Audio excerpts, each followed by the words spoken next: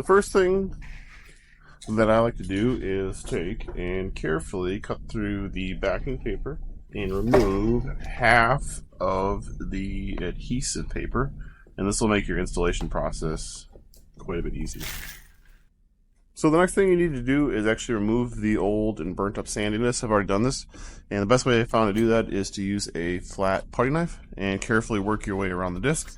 The machine is unplugged, of course, when you're doing that.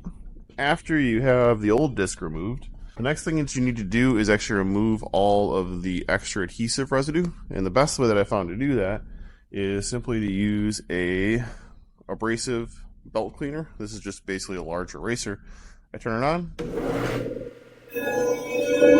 and I simply go through and I'm actually just going to burn off that adhesive.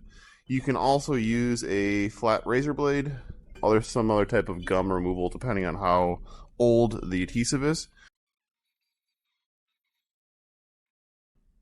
Now that our disc is clean, I'm going to go ahead and unplug the machine, and I'm going to install the new piece of sandpaper.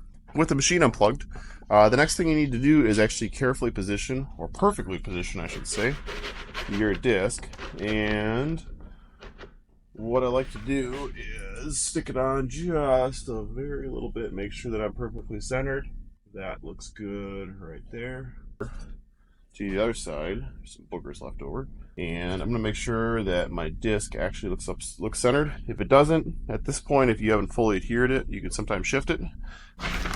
So I'm going to go ahead and remove the rest of the backing material here. And as I adhere this, I want to make sure that I don't have any bubbles or creases left over.